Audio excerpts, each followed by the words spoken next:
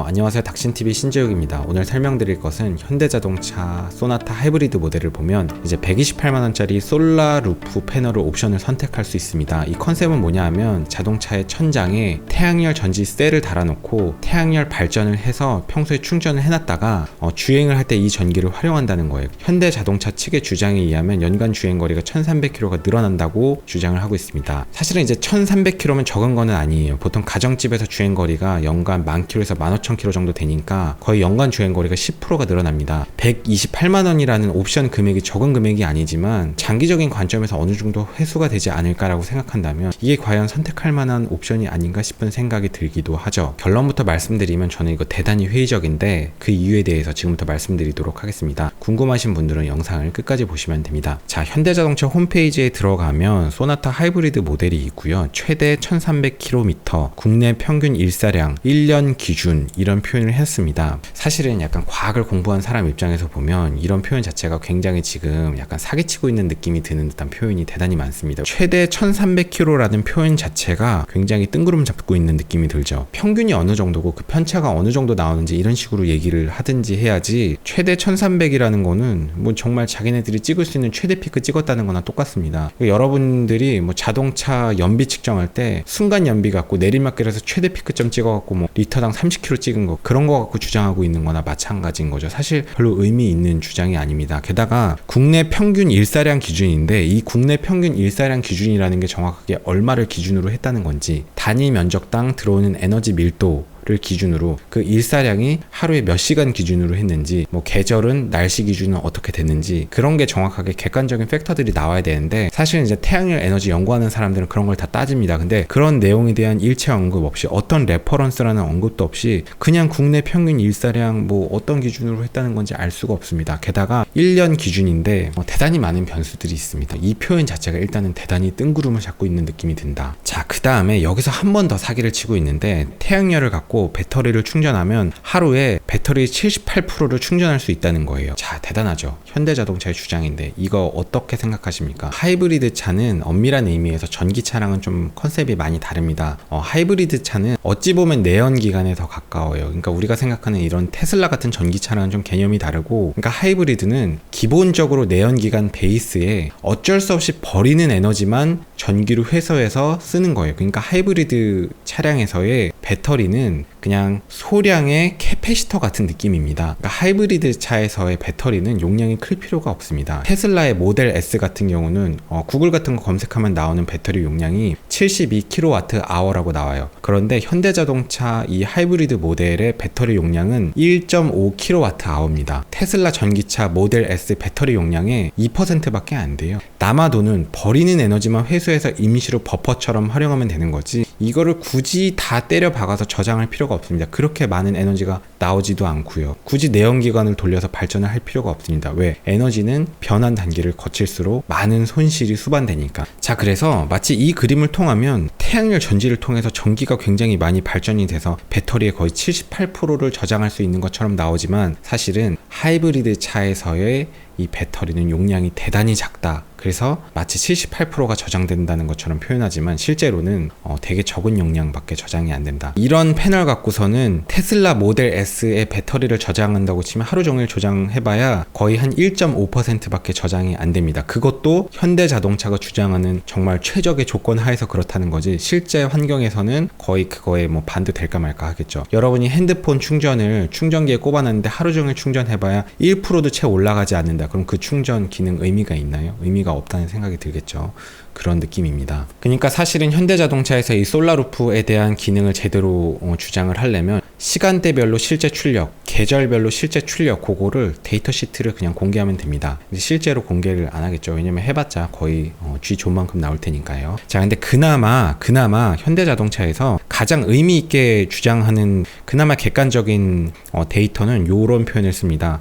지붕을 통해서 1시간 동안 받은 태양광으로 최대 200Wh의 에너지를 저장할 수 있다. 그러니까 초당 200W가 최대 나온다는 거예요. 그러니까 이 얘기는 정말 최적의 조건 하에 태양의 고도가 최고로 높을 때, 그러니까 한여름에 날씨가 아주 맑아서 정오를 기준으로 최대 피크 찍는 게 200W라는 거예요. 그러니까 이게 우리가 현대차의 뻥마력을 생각하면 이것도 과연 믿을 수 있냐라는 건 좀 의문이긴 하지만, 그러니까 실제 대부분의 환경에서는 200W도 되지 않는다는 걸 우리가 이제 추론할 수 있겠죠. 보통은 100W나 되거나 150W 되려나 뭐 그 정도 느낌이 대략 예상이 됩니다. 실제로 그거를 예상할 수 있는 거는요, 우리가 이제 나사 홈페이지에 가면 어떤 얘기가 있냐면, 우리가 이제 태양열 발전이라는 걸 따질 때는 항상 단위 면적당 들어오는 에너지량을 따져야 되는데, top of the atmosphere directly facing the sun is about 1360W per square meter라고 되어 있는데, 이게 무슨 얘기냐, 지구의 대기권 밖에서 태양 에너지가 들어오는 게 미터 제곱당 단위 면적당 1360W가 들어온다는 거예요. 근데 문제는 뭐냐 하면, 실제로 태양은 아침에 새벽 6시에 해가 떠서 저녁 6시에 해가 지죠. 춘분이나 추분일 때 적도에서 정오에 태양의 고도가 최대가 되지만, 우리는 대충 한 38도의 위도라고 보면 태양의 고도가 낮아지고 그것 때문에 감소되는 효과, 그리고 대기를 통과하면서 많은 빛들이 이제 산란되고 흡수되는 에너지들을 고려하면 실제로는 1360이라는 에너지가 그대로 들어오지 않죠. 나사 홈페이지 기준으로 보면은 approximately 340W per square meter라고 합니다. 그냥 대충 지구를 기준으로 볼 때.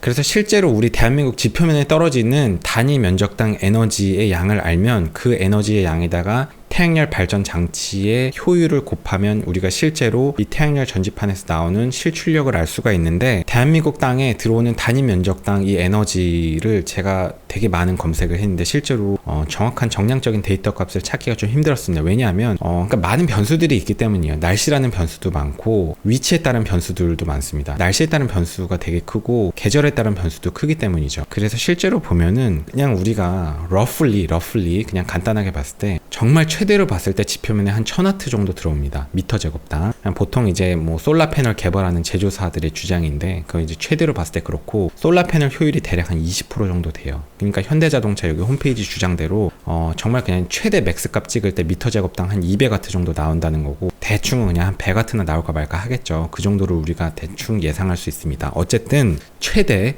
200W가 나온다고 쳐볼게요. 자, 200W라는 거는, 이 200W라는 출력을요 마력으로 환산하면 몇 마력일 것 같습니까? 0.27 마력입니다. 그러니까 이 태양열 전지판에 의해서 얻는 그 부스터 값이 실제로 0.27 마력이에요. 여러분 차가 뭐 지금 뭐 200마력 시대에서 0.27 마력이 증가되는 게 어떤 의미가 있다고 생각하시나요? 실제로 이것도 거의 최대값이고 이것보다 훨씬 못 미칠 거고, 그 에너지를 전기 에너지로 저장하고 다시 모터에다 동력으로 쓸 때 이런 에너지 저장 과정을 거치면서 많은 손실이 유발되기 때문에 실제로 출력에 도움되는 거는 0.1마력 정도 될까 말까 할 건데, 여러분 그 출력이 의미가 있다고 생각하네. 대략 느낌이 컴퓨터 모니터 닦으면 인터넷 속도 빨라진다고 하는 거랑 약간 비슷한 느낌인데, 이게 얼마나 의미 없는 출력인지 지금부터 또 설명을 드리도록 하겠습니다. 현대자동차 소나타 2.0 모델 같은 경우 오토뷰라는 유튜브 채널에서 다이나모 테스트를 해갖고 휠 출력을 테스트한 게 있는데, 이 차량이 160마력짜리 스펙인데 실제 휠 출력이 137마력이 나왔어요. 대충 에너지 손실이 23마력, 그러니까 구동계통의 손실이 대략 23마력 정도 나오고, 대충 구동 손실이 한 15% 정도 나온다고 보면 됩니다. 구동 손실이 23마력 정도 나오는 마당에 지금 최대로 출력을 잡아도 솔라루프에서 나오는 게 0.2마력이라면 이거 구동 손실의 100분의 1도 안 되는 거죠. 차라리 여러분 구동 손실을 줄이려고 노력하는 게 더 낫지 않을까요? 그러니까 예를 들면 뭐 엔진오일 점도 낮은 걸로 교환한다든지, 아니면 뭐 디퍼런셜 오일 교환한다든지, 구동 계통의 동력을 전달하는 샤프트 같은 것들 무게를 줄여갖고 경량화해서 구동 계통의 저항을 줄이는 게 0.27마력 극복하는데 훨씬 더 현실적이지 않을까요? 여러분 머리가 달려있다면 그런 생각 들겠죠? 저는 그런 생각이 듭니다. 이런 걸 보면 마치 옛날에 그 오일탑이라는 유진상사 홈페이지에 들어가면 막 합성유 수입 오일로 교환을 하면 막 출력이 향상됐다고 댓글 다는 그런 약간 플라시보 같은 댓글들이 있었는데, 차라리 그게 더 믿음이 가는 것 같아요. 이 0.27마력 상승되는 것보다는. 일단 그런 느낌이 들고요. 그 다음에 이제 여러 얘기들을 해보겠습니다. 굉장히 적은 양의 에너지가 발전이 되는데, 이 발전을 위해서는 차량을 외부에다 주차해 놔야 됩니다. 근데 현실적으로 대한민국 사람들이 외부에 주차를 하는 비율이 그렇게 높지도 않고, 설령 외부에 주차를 해놨다 많았다고 쳐볼게요. 발전을 많이 했는데 여러분이 딱 차에 타는 순간 한여름이고 차가 정말 뜨거워요. 그러면 에어컨을 풀가동해야겠죠. 그 에어컨을 가동하는데 소비되는 전력량이 얼마나 될까요? 에어컨의 컴프레셔는 자동차의 엔진 벨트에다 직접 걸지만 그 직접 거는 에너지는 공짜로 나오는 게 아니죠. 그 내연기관 에너지 돌려서 쓰는 거잖아요. 그거에 의해서 소비되는 전기, 그 다음에 에어컨이 돌 때 팬을 풀가동시키죠. 그 팬의 가동 와트수만 해도 한 200W, 100W 이상 될 거예요. 그런 거 생각하면 기껏 전기 발전해놓고 뜨거워진 차 식히는 데에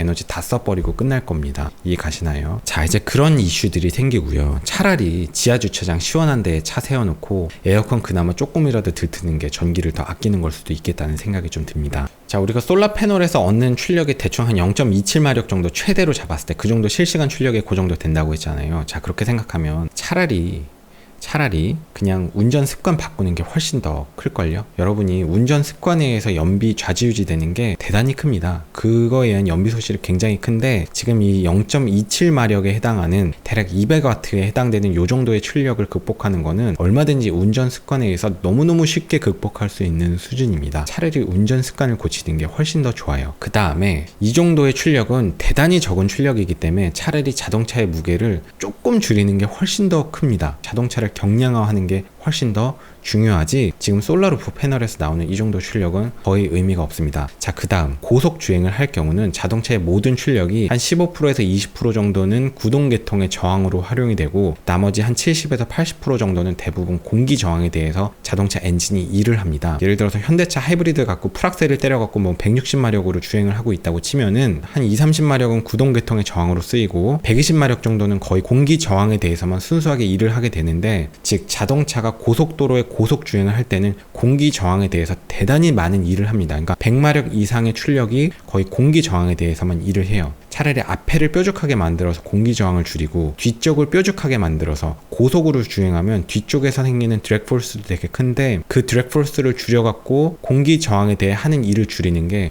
훨씬 더 큰 단위 시간당 일의 이득을 얻을 수가 있습니다. 0.27마력 정도 극복하는 거는 사실 디자인만 조금 더 빼쭉하게 만들어서 공기 저항만 유선형으로 만들어도 훨씬 극복할 수 있는 수준입니다. 너무너무 쉽게 극복할 수 있는 수준이에요. 자, 그 다음에 솔라 루프 패널을 달면 무게중심이 높아집니다. 자동차는 사실 무게중심을 낮추는 게 되게 중요한 이슈인데 물론 현대차 소나타 하이브리드 같은 차가 뭐 스포츠카는 아니니까 이게 뭐 무게중심 그렇게 낮추는 게 그렇게 중요하냐 할 수는 있지만 그 말도 틀리진 않아요. 그렇지만 그럼에도 불구하고 자동차의 고유의 그 운동 성능이라는 어떤 물리 역학적인 특성으로 볼 때 루프에다 무게를 좀 때려 박는다는 거는 굉장히 좀 넌센스한 일입니다. 예를 들면 뭐 파노라마 선루프 같은 경우도 사실은 루프의 무게가 되게 높아지긴 하지만 그거는 우리가 개방감이라는 큰 이점을 얻을 수 있는데 솔라루프 같은 경우는 전기를 많이 얻는다면 모르겠지만 전기 얻는 거는 뭐 만큼밖에 얻지 못하는데 얻는 게 거의 없는데 잃는 것만 크다는 거죠. 무게중심이 높아지니까. 무게중심이 높아지면 어떤 문제가 생기나 하면 롤링이 많이 생깁니다. 자, 롤링을 줄이려면 서스펜션의 세팅이 중요한 게 아니고 무게중심을 낮추는 게 중요합니다. 우리가 M6 같은 모델 보면 루프에다가 카본 루프를 사용하죠. 그 카본 루프 무게 차이가 얼마나 날 거예요? 그렇게 크지 않을 텐데 그 무게 조금 줄이려고 그렇게 난리를 치는 마당에 여기다 무거운 솔라 패널을 때려 박는다는 것 자체가 사실은 넌센스한 일이고 자동차가 롤링이 생기는 이유는 자동차의 센터 오브 매스로부터 타이어의 횡축 방향 힘까지 그거를 이제 R 벡터로 잡고 거기다가 횡축 방향 힘 크로스 프로덕트로 벡터의 외적을 합니다. 요때 벡터의 외적이 이제 사인 세타가 되는데 센터 오브 매스가 낮아지면 낮아질수록 이 사인 세타 값이 0으로 가기 때문에 이론적으로 자동차의 무게중심이 바닥에 완전히 붙으면 롤링이 아예 생기지 않습니다. 그러니까 우리가 페라리 같은 차들 보면 오일팬까지 옆으로 옮겨가면서 무게중심 낮추려고 난리를 치잖아요. 그런 마당에 무게중심이 높아지는 거는 대단히 넌센스인데 루프의 무게가 무게중심을 높이는데 대단히 많은 기여를 합니다. 왜냐하면 무게중심을 계산할 때 그 미소 질량의 무게를 바닥으로부터의 거리를 가중을 둬서 전체 무게로 평균을 하게 되는데 바닥으로부터의 거리가 가장 먼 곳이 루프죠. 그렇기 때문에 루프는 무게가 조금만 늘어나도 센터 오브 매스를 높이는 데 대단히 많은 기여를 합니다. 자동차의 롤을 유발하는데 루프는 굉장히 지대한 영향을 끼치는 물리량이 돼요. 여기다 무게를 때려 박는다는 것 자체는 뭔가 자동차의 역학적인 물리적인 특성에서 굉장히 약간 넌센스한 일이죠. 근데 얻는 게 있으면 또 할 텐데 이 얻는 게 뭐 쥐뿔도 없는데 여기다가 무게만 때려박고 이거 바보 같은 짓인 거죠. 에너지를 많이 얻는다면 모르겠지만 자, 그런 면이 있고, 요거 조금 어려운 내용인데, 이런 패널을 만드는데, 제가 엔지니어가 아니라서 정확히는 모르지만 이런 패널을 만드는데 많은 화학 물질, 패널을 만드는데도 에너지가 들어가죠. 그러니까 이게 많은 무질서도를 유발하게 됩니다. 그러니까 엔트로피가 증가되게 되는데, 결국 우리가 친환경이라는 측면에서 볼 때 마치 친환경 자동차는 자동차가 출고가 딱 돼서 운행하다 폐차되기 직전까지 그 주행에 대해서만 포커스를 잡으니까 그렇지만, 이 패널을 만드는데 많은 화학적으로 뭐 공해가 유발될 수 있고, 그 다음에 이 패널을 쓰고 버릴 때 자연으로 돌아가는 과정에서 굉장히 환경을 파괴할 수도 있죠. 이런 것들이 어떤 엔트로피 증가량을 다 고려를 한다면 정말 유의미할까? 뭐 이런 의문도 조금 들기는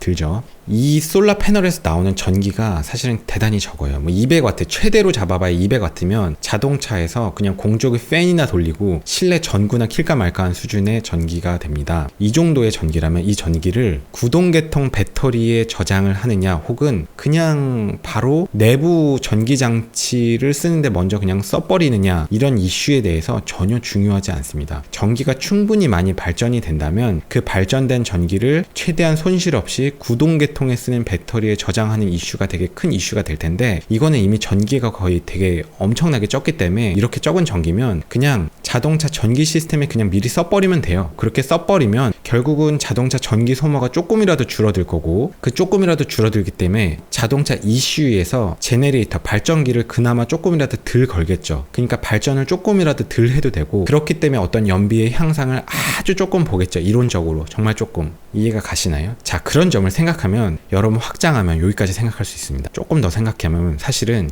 이런 솔라루프 패널은 현대자동차에서 하이브리드 차량에만 옵션으로 달게끔 해놨지만 사실은 모든 차량에 다 달아도 됩니다. 모든 차량에 다 달아도 마찬가지예요. 왜냐하면 모든 차량이 기본적으로 전기 공조기 시스템이나 뭐 라이트나 이런 전기 제품들이 운용이 되기 때문에 기본적으로 자동차가 시간당 초당 200W 이상의 전기는 쓰고 있고, 그 정도 전기를 솔라루프를 통해서 미리 써버리면 그나마 제네레이터를 조금이라도 덜 걸 수 있고, 모든 차들이 굳이 하이브리드 아니어도 제네레이터를 덜 걸고 그거에 의한 또 로드가 덜 걸리기 때문에 연비의 이득을 볼 수가 있죠. 이런 수준의 솔라 패널은 모든 차에다 다 달아도 됩니다. 어차피 효과도 없긴 마찬가지겠지만, 어차피 그런 효과라면 굳이 하이브리드 차에 특화될 필요가 없다는 거죠. 전기차에 특화될 필요가 없습니다. 요거 이해 가시나요? 요거 이해 가시면 굉장히 이해 잘 하신 건데, 왜 현대차에서 그렇게 하지 않을까요? 왜? 그렇게 하지 않는 것만 봐도 사실은 답이 딱 드러나요. 왜냐하면 이 에너지가 진짜 쓸모없는 수준이기 때문입니다. 근데 하이브리드 차에다가는 왜 할까요? 저도 사실 좀 의문인데,